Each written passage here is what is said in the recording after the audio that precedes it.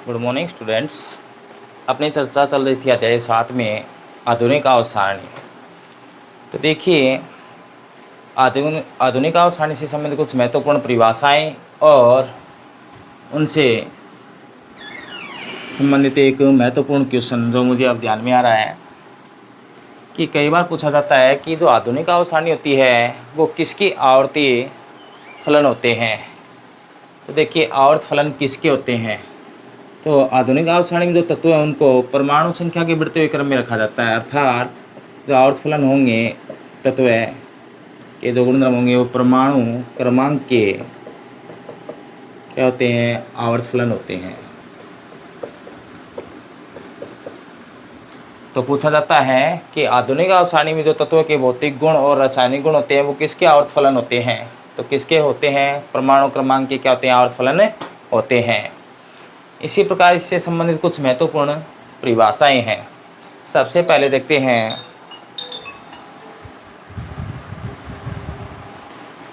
तो देखिए, आधुनिक आवर्त सारणी से संबंधित महत्वपूर्ण परिभाषाएं। तो सबसे पहले देखते हैं अति लघु आवर्त। अति लघु आवर्त।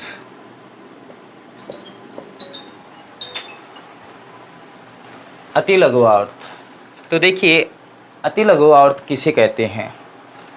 जो आवर्त सारणी में प्रथम जो आवर्त होता है, पहला जो आवर्त होता है उसे क्या कहा जाता है, अति लघु आवर्त कहा जाता है, जिसमें दो तत्व होते हैं। कितने तत्व होते हैं, दो तत्व। तो यदि आपको पूछ लिया जाए अति लघु आवर्त किसे कहते हैं, तो आधुनिक आवर्त सारणी में प्रथम जो आवर्त होता है वो क्या कहलाता है, अति लघु आवर्त कहलाता है। इसी प्रकार लघु आवर्त।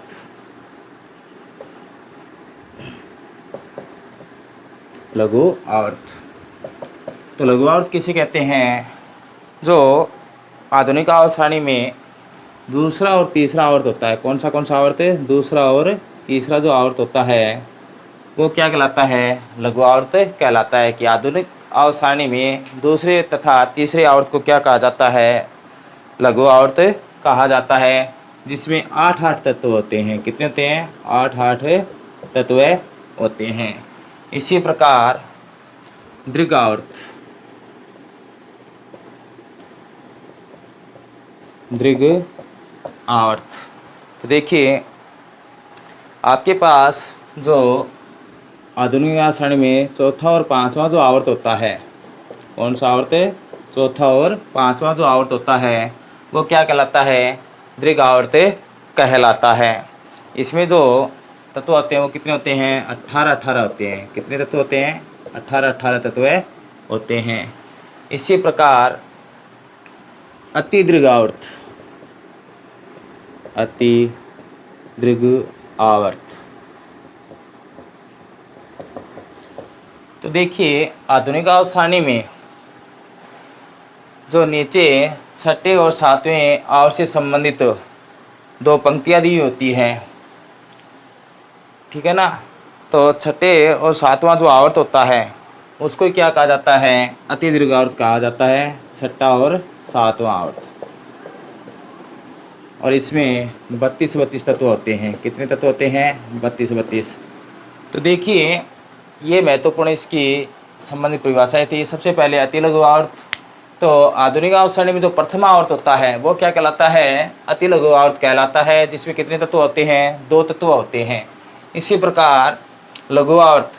तो आधुनिक आवर्त सारणी में दूसरे और तीसरे आवर्त को क्या कहा जाता है, लघु आवर्त कहा जाता है, जिसमें कितने तत्व होते हैं, 8 तत्व होते हैं।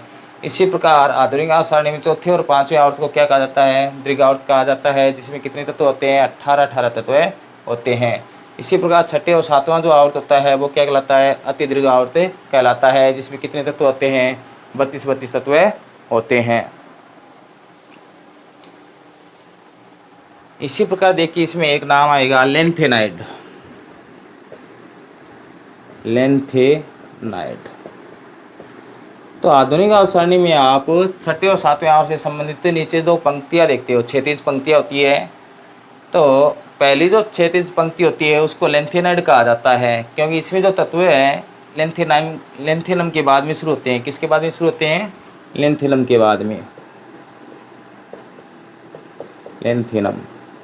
इसलिए इनके तत्व को क्या कहा जाता है? लेंथेनाइड कहा जाता है।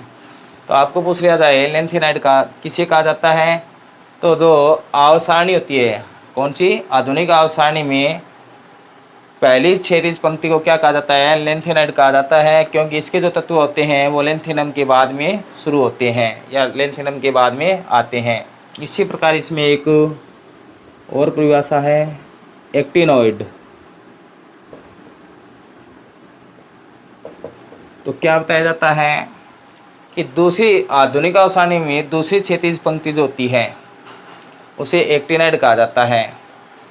और क्यों कहा जाता है? क्योंकि इसमें जो तत्व शुरू होते हैं वो एक्टिनियम तत्व के बाद में शुरू होते हैं। कौन से तत्व के बाद में शुरू होते हैं? एक्टिनियम तत्व के बाद में शुरू होते हैं, इसलिए इन्हें क्या कहा जाता है? एक्टिनोइड कहा जाता है। और कौन सी पंक्ति होती है? दूसरी क्षैतिज पंक्ति जो होती है वो क्या कहलाती है? एक्टिनोइड कहलाती है। इसी प्रकार ये तो आवर्त से संबंधित परिभाषाएं हो गई। इसी प्रकार वर्ग से संबंधित भी है। तो देखिए, सबसे पहले एस ब्लॉक।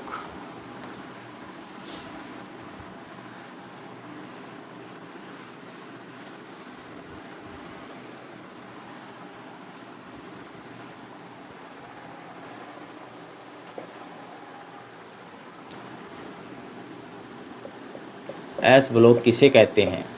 पूछ लिया जाए। आधुनिक आवर्त सारणी में पहला और दूसरा जो वर्ग होता है, पहले और दूसरे वर्ग के तत्वों को क्या कहते हैं? एस ब्लॉक कहते हैं। और इसका दूसरा नाम भी होता है क्षारीय या क्षारीय मृदा। एस ब्लॉक के तत्वों को क्या कहा जाता है? क्षारीय या क्षारीय मृदा कहा जाता है। तो यदि आपको पूछ लिया जाए एस ब्लॉक किसे कहते हैं, आधुनिक आवर्त सारणी में पहले और दूसरे वर्ग के तत्वों को क्या कहा जाता है? एस ब्लॉक कहा जाता है। इन तत्वों को क्षारीय या क्षारीय मृदा भी कहा जाता है। इसी प्रकार पी ब्लॉक, एस ब्लॉक के बाद में क्या है? P block. तो देखिए पी ब्लॉक तो 12 से 18 तक का जो वर्ग होता है, कहाँ तक का? 18 तक का, वो क्या कहलाता है? पी ब्लॉक कहलाता है। कि वर्ग 12 से 18 तक के वर्ग के तत्वों को क्या कहते हैं? पी ब्लॉक कहते हैं। इसका जो दूसरा नाम होता है वो होता है निरूपक या मुख्य तत्व कहलाते हैं। इसके जो तत्व होते हैं वो क्या कहलाते हैं? निरूपक या मुख्य तत्व कहलाते हैं। ये इसका दूसरा नाम होता है। कई बार यही पूछ लिया जाता है निरूपक या मुख्य तत्व किस ब्लॉक को कहा जाता है? तो पी ब्लॉक के तत्व क्या कहा जाता है? निरूपक या मुख्य तत्व कहा जाता है। और कौन कौन से वर्ग के तत्व इसमें शामिल होते हैं? तो 12 से 18 वर्ग जो है के जो तत्व होते हैं वो क्या कहलाते हैं? पी ब्लॉक के तत्व कहलाते हैं। इसी प्रकार डी ब्लॉक। तो देखिए डी ब्लॉक, तो इसमें डी ब्लॉक में किसको शामिल किया जाता है? 3 से 12 तक के जो तत्व रह गए, जो वर्ग है 3 से 12, उसके तत्व को क्या कहा जाता है? डी ब्लॉक कहा जाता है। इसका जो दूसरा नाम होता है वो होता है संक्रमण तत्व। क्या होता है? संक्रमण तत्व। तो पूछ लिया जाए संक्रमण तत्व किस ब्लॉक को कहा जाता है? तो डी ब्लॉक के तत्व क्या कहा जाता है? संक्रमण तत्व। कौन कौन से वर्ग होते हैं इसमें? 3 से 12 तक के वर्ग के तत्व शामिल होते हैं। इसी प्रकार लास्ट जो ब्लॉक है वो है एफ ब्लॉक।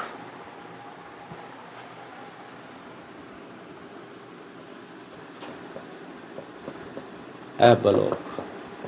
तो देखिए आपने आधुनिक आवर्त सारणी जब स्ट्रक्चर देखोगे तो उसमें नीचे जो 2 क्षैतिज पंक्तियाँ दिखाई देती है, उन क्षैतिज पंक्तियों के तत्व क्या कहते हैं? एफ ब्लॉक कहते हैं। तो नीचे जो 2 क्षैतिज पंक्तियाँ हैं, नीचे देखोगे 6वें और 7वें आवर्त से संबंधित रखी है,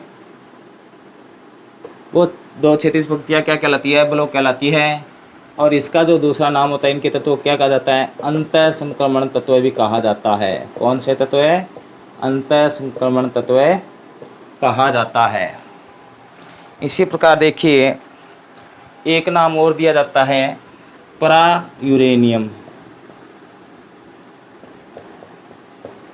परायूरेनियम तत्व। तो इसी समय परिभाषा पूछी जाती है परायूरेनियम तत्व किसे कहते हैं? तो नॉर्मल सी बात है, यूरेनियम के बाद आने वाले जो तत्व होते हैं आधुनिक आवर्त सारणी में, यूरेनियम के बाद आने वाले जो तत्व होते हैं वो क्या कहलाते हैं? परायूरेनियम तत्व कहलाते हैं। परमाणु त्रिज्या, पहली जो परिभाषा है परमाणु त्रिज्या। तो देखिए कोई भी आप इलेक्ट्रॉनिक विन्यास भरते हो, छोटी क्लास में आपको बताया है कि पहला जो कक्षा का या कोर्स होता है उसमें 2 इलेक्ट्रॉन भरे जाते हैं, उसके बाद में 8 भरे जाते हैं। जैसे मान लीजिए आपके पास सोडियम है, तो सोडियम की परमाणु संख्या होती है 11, तो इसका इलेक्ट्रॉन विन्यास क्या होगा? 2, 8 और 1। तो पहले में 2 आते हैं, उसके बाद में 8, 8 2 10 हो गए, शेष रह गया 1, इसमें 1 इलेक्ट्रॉन आएगा। तो देखिए परमाणु त्रिज्या किसे कहते हैं? तो ये इसका मान लीजिए इस परमाणु सोडियम का क्या है? नाभिक है, और ये बाह्य कोश है। तो नाभिक और बाह्य कोश में उपस्थित इलेक्ट्रॉन के बीच की जो दूरी होती है वो क्या कहलाती है? परमाणु त्रिज्या कहलाती है। परमाणु त्रिज्या के बारे में पूछ लिया जाए तो किसी भी तत्व के नाभिक और बाह्य कोश में उपस्थित इलेक्ट्रॉन के बीच की जो दूरी होती है वो क्या कहलाती है? परमाणु त्रिज्या कहलाती है। और आवर्त सारणी में बाएं से दाएं जाने पर परमाणु त्रिज्या का मान घटता है। बाएं से दाएं जाने पर परमाणु त्रिज्या का मान क्या होता है? घटता है। इसी प्रकार इससे संबंधित अगली परिभाषा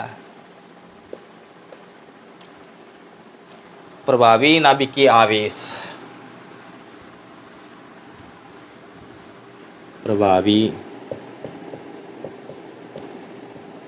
नाभिकीय आवेश।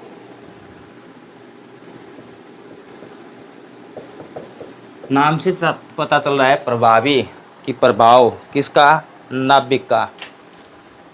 तो परमाणु के बाह्य कोश में इलेक्ट्रॉन जहाँ तक नाभिक केबल को महसूस करता है वो क्या कहलाता है? प्रभावी नाभिकीय आवेश कहलाता है। कि किसी परमाणु के बाह्य कोश में उपस्थित इलेक्ट्रॉन नाभिक का जहाँ तक प्रभाव दर्शाता है या नाभिक केबल को दर्शाता है वो क्या कहलाता है? प्रभावी नाभिकीय आवेश कहलाता है। और इसमें क्या बताया जाता है कि बाएं से दाएं जाने पर प्रभावी नाभिकीय आवेश का मान क्या होगा? कम होगा। इसी प्रकार वर्ग में ऊपर से नीचे जाने पर बाएं से दाएं जाने पर प्रभावी नाभिकीय आवेश के मान में वृद्धि होती है, और वर्ग में ऊपर से नीचे आने पर जो प्रभावी नाभिकीय आवेश होता है वो क्या होता है? कम होता है। इसी प्रकार अगली जो अपनी परिभाषा है वो है आयनिक त्रिज्या। आयनिक त्रिज्या। तो देखिए आयनिक त्रिज्या नाम से पता चल रहा है। देखिए आयन का निर्माण कब होता है? जब कोई परमाणु या तो इलेक्ट्रॉन त्यागता है या ग्रहण करता है तो आयन का निर्माण होता है, और इसे क्या कहा जाता है? आयन की त्रिज्या कहा जाता है। तो क्या बताया जाता है? कोई भी परमाणु है धनायन या ऋणायन बनाता है तो आयन की त्रिज्या को क्या कहते हैं? आयनिक त्रिज्या कहते हैं। और हमेशा ध्यान रखना धनायन का आकार क्या होता है? छोटा होता है, और ऋणायन का आकार क्या होता है? बड़ा होता है। इसका मुख्य कारण क्या होता है? धनायन है, जैसे मान लीजिए सोडियम है, ये 1 इलेक्ट्रॉन निष्कासित करता है। तो सोडियम के पास जो इलेक्ट्रॉनिक विन्यास होता है वो होता है 2, 8, 1। तो इसके अनुसार यदि देखते हैं तो इसने अपना अष्टक पूर्ण कर लिया और 1 इलेक्ट्रॉन त्याग दिया। तो ये इलेक्ट्रॉन त्याग रहा है तो इसका आकार क्या हो गया? छोटा। तो धनायन जो होता है उसका आकार क्या होता है? छोटा होता है। इसी प्रकार ऋणायन है उसका आकार क्या होता है? बड़ा होता है। जैसे मान लीजिए क्लोरीन है, ये 1 इलेक्ट्रॉन ग्रहण कर रहा है अपना अष्टक पूर्ण करने के लिए। तो आपके पास इसमें क्लोरीन की जो इलेक्ट्रॉनिक विन्यास होता है वो होता है 2, 8, 7। अब यहाँ पर देखते हैं 2 8 8 एक इलेक्ट्रॉन ग्रहण कर लिया इसने, तो इस चीज़ का आकार क्या है, बढ़ जाता है। तो ध्यान रखना धन आयन का आकार तो क्या होता है, छोटा होता है, और ऋण आयन का आकार क्या होता है, बड़ा होता है। आयनन एंथैल्पी, तो देखिए किसी भी गैसीय अवस्था में एक तत्व से एक उदासीन परमाणु से एक इलेक्ट्रॉन को पृथक करने के लिए अर्थात अलग करने के लिए आवश्यक जो ऊर्जा होती है कि उदासीन परमाणु से एक इलेक्ट्रॉन को अलग करने के लिए या पृथक करने के लिए जो आवश्यक ऊर्जा होती है वो क्या कहलाती है, आयनन एंथैल्पी कहलाती है। यदि किसी परमाणु से एक इलेक्ट्रॉन निकाल रहे हैं प्रारंभ में तो वो उसकी प्रथम आयनन एंथैल्पी कहलाती है, प्रथम आयनन एंथैल्पी कहलाती है।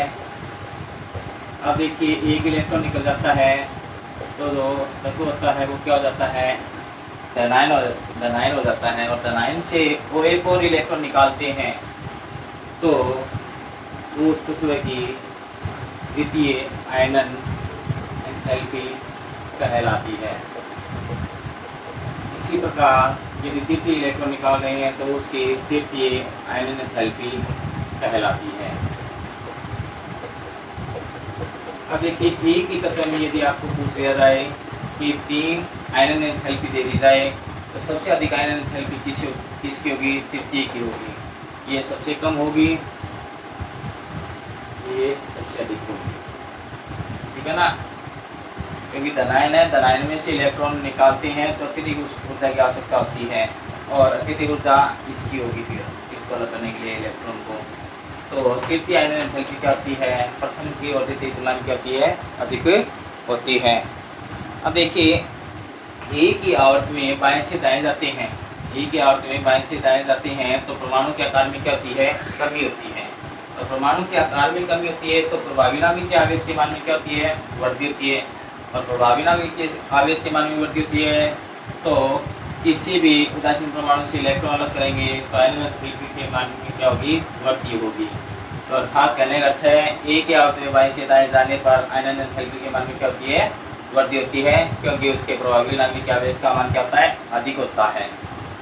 इसी प्रकार अपना अगला जो टॉपिक इसी से संबंधित वर्ग में ऊपर से नीचे जाते हैं, किसी भी वर्ग में ऊपर से नीचे जाते हैं तो परमाणु का आकार बढ़ता है, और परमाणु का आकार बढ़ता है तो प्रभावी आवेश, जो प्रभावी नाभिक के आवेश है उसके मान में क्या होती है, कमी होती है। प्रभावी नाभिक के आवेश के मान में कमी होने से क्या होता है कि आयनन एंथैल्पी के मान में कमी होती है, क्योंकि प्रभावी आवेश का जो मान यदि कम है तो आसानी पूर्वक इलेक्ट्रॉन को निकाला जा सकता है। इसी प्रकार अपना जो अगला टॉपिक है वो है इलेक्ट्रॉन बंधुता, या इसका दूसरा नाम है इलेक्ट्रॉन लब्धि एंथैल्पी। ये जस्ट इसके विपरीत है।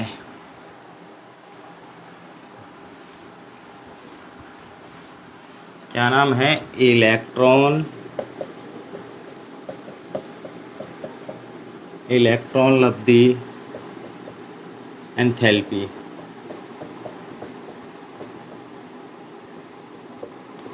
इसका दूसरा नाम होता है इलेक्ट्रॉन बंधुता। नाम से पता चल रहा है कि किसी परमाणु द्वारा एक इलेक्ट्रॉन ग्रहण करने के लिए जो आवश्यक ऊर्जा होती है वो उसकी क्या कहलाती है, इलेक्ट्रॉन लब्धि एंथैल्पी कहलाती है या इलेक्ट्रॉन बंधुता कहलाती है। इसमें भी एक ही आवर्त में बाएं से दाएं जाने पर प्रभावी नाभिक के आवेश में वृद्धि होती है, जिसके कारण इलेक्ट्रॉन बंधुता भी बढ़ती है। अर्थात एक आवर्त में बाएं से दाएं जाने पर इलेक्ट्रॉन बंधुता के मान में वृद्धि होती है, और इसी प्रकार वर्ग में ऊपर से नीचे आने पर कमी होती है या अनियमितता पाई जाती है।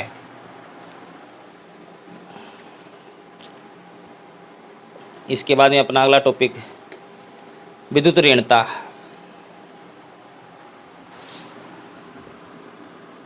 विद्युत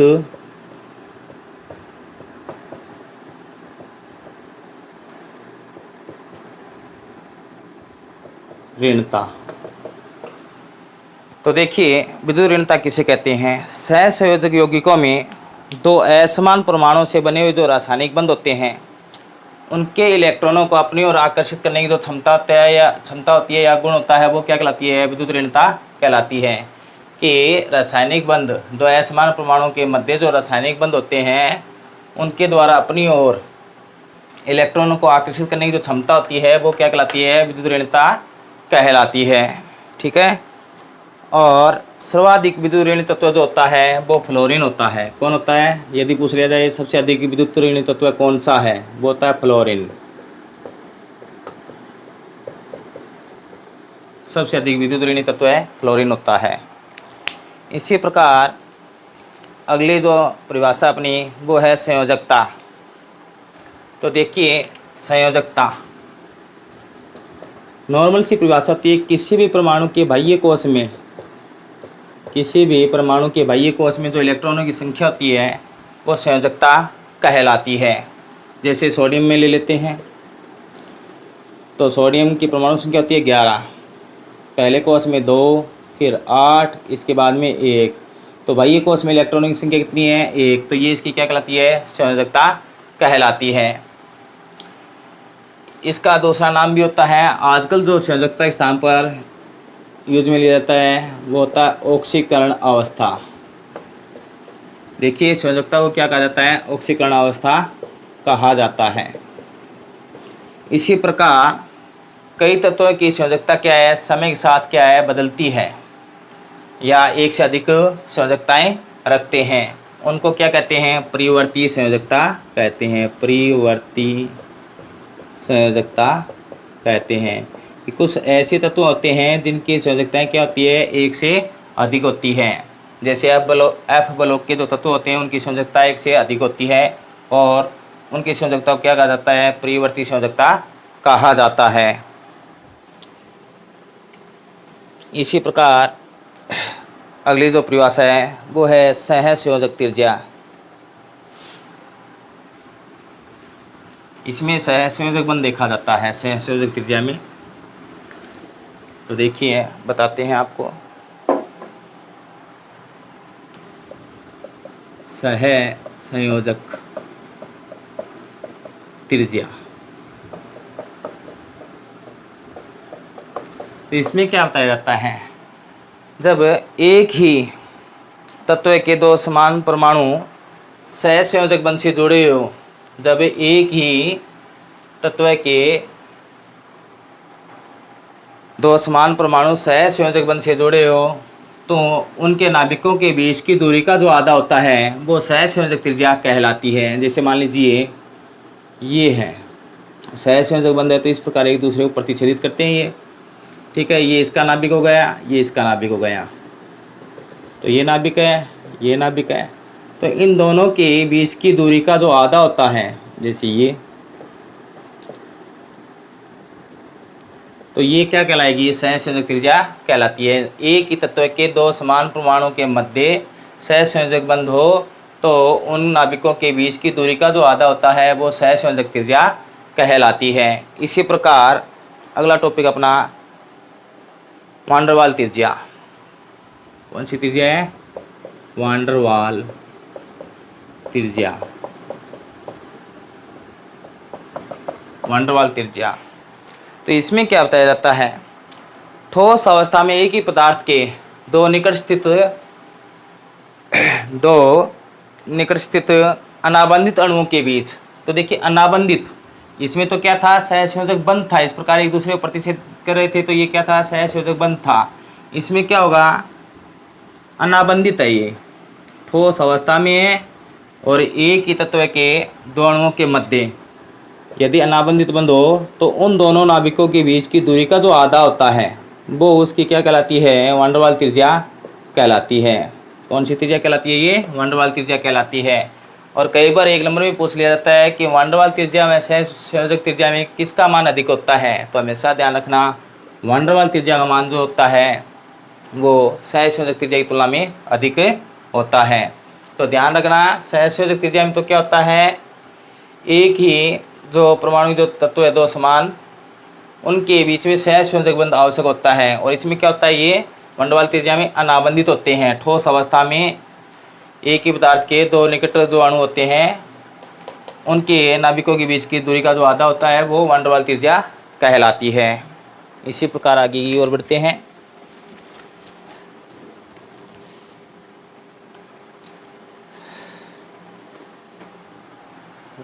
देखिए अपना लास्ट भाग इसमें उपधातु। तो देखिए धातु और अधातु। तो धातु तो वो होती है जो जिसमें विद्युत धारा का प्रवाह उसके अर्थात चमकीली, ठीक है ना, ठोस, तो ये जो गुण होते हैं वो धातु कहलाती है। और अधातु जो विद्युत की कुचालक हो, जो चमकीली नहीं हो, तो वो क्या कहलाती है, धातु कहलाती है। और जिन तत्वों में धातु और अधातु दोनों के गुण होते हैं, अल्प ताप पर दोनों के गुण पाए जाते हैं, जैसे उच्च ताप करते हैं तो वो धातु की तरह कार्य करे और कम ताप हो तो अधातु की तरह कार्य करे, तो उन तत्वों को क्या कहा जाता है, उपधातु कहा जाता है। कि ऐसे पदार्थ जो धातु और अधातु दोनों के गुण दर्शाते हैं वो उपधातु कहलाती है, जैसे बोरोन है, सिलिकॉन है, एंटीनियम है आदि। और एक बात और ध्यान रखना, धातु के जो ऑक्साइड होते हैं वो सदैव क्षारीय होते हैं और अधातु के जो ऑक्साइड होते हैं वो सदैव क्या होते हैं, अम्लीय होते हैं। एक नंबर में पूछा जा सकता है धातु के जो ऑक्साइड होते हैं उसकी प्रकृति कैसी होती है, अम्लीय होती है या क्षारीय होती है। तो धातु ऑक्साइड के जो होते हैं वो क्या होते हैं, क्षारीय होते हैं, और अधातु ऑक्साइड की जो प्रकृति होती है वो कैसी होती है, अम्लीय होती है। ओके।